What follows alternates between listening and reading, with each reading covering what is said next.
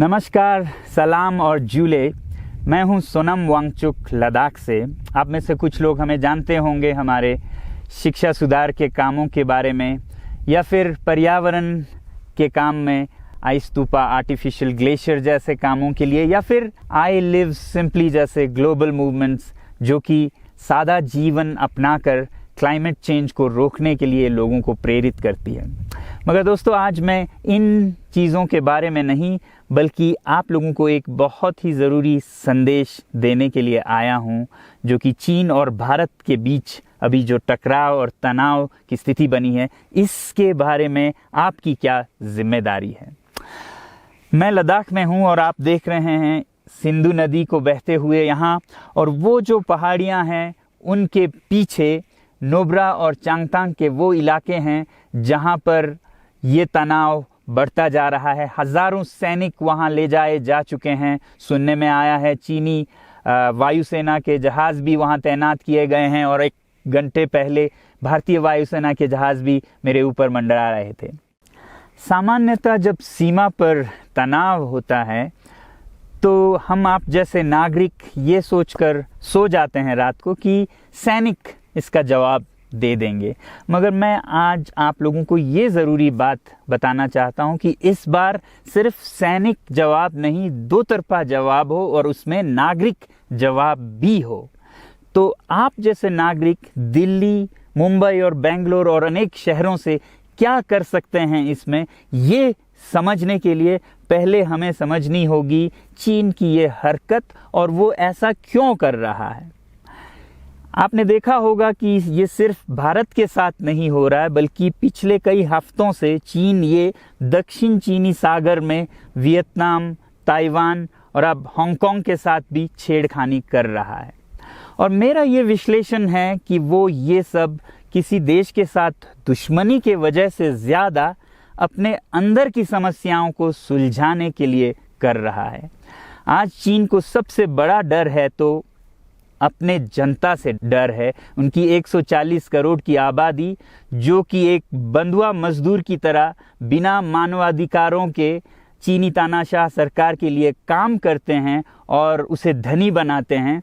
जब वो नाराज़ हो जाए तो फिर एक क्रांति की सी परिस्थिति बन पड़ती है, और इससे चीन बहुत डरता है।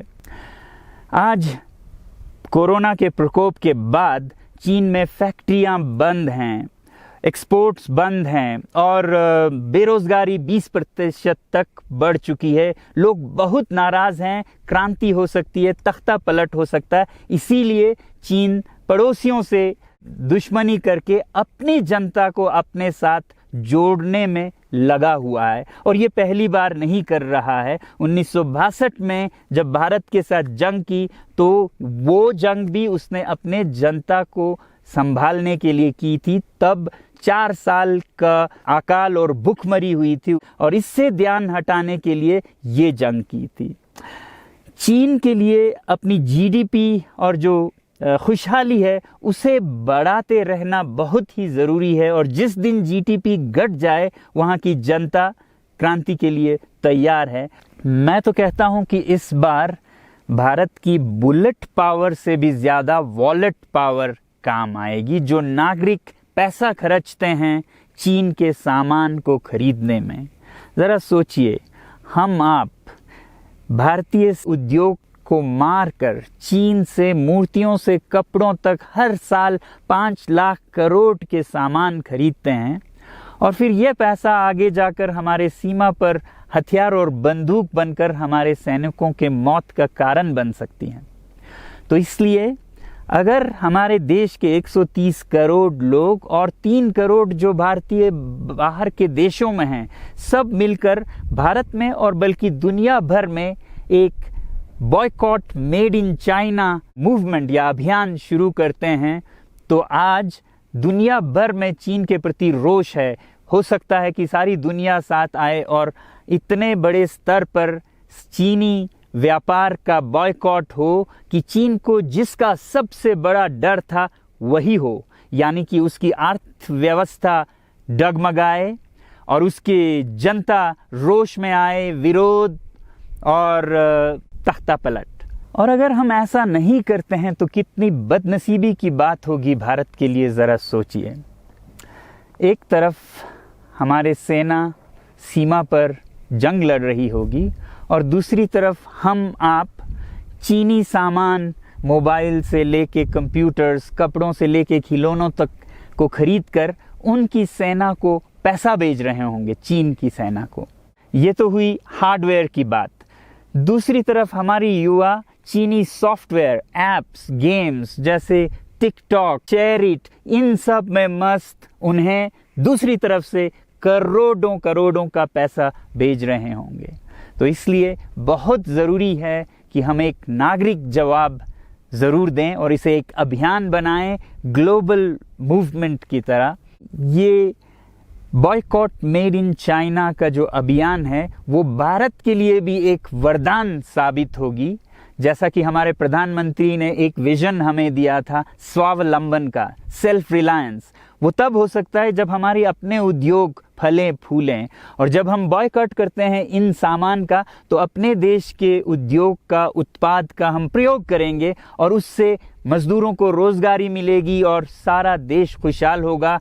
बजट होगा कि हम और अच्छी तरह से टक्कर ले सकें सीमा पर भी।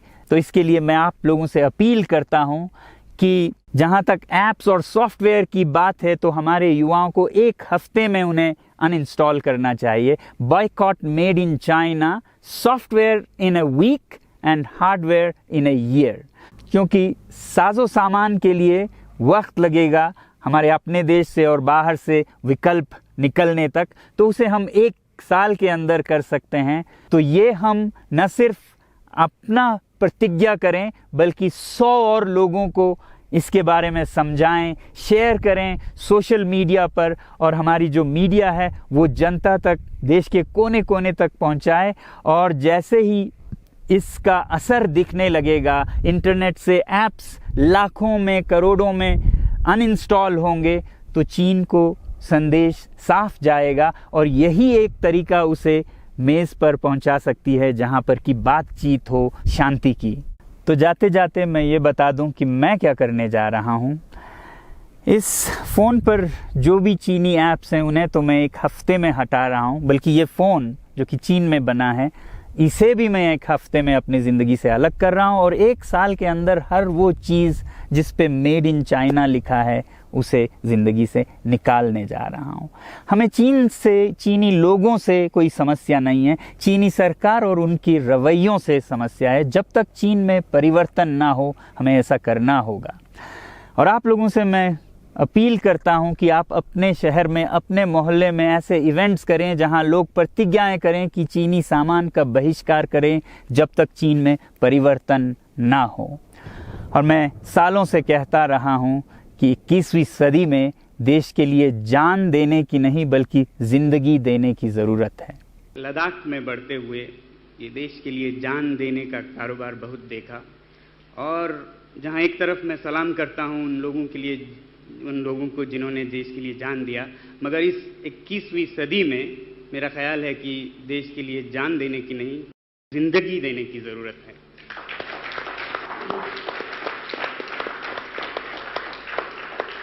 तो आप भी निभाइएगा अपना रोल। जय हिंद।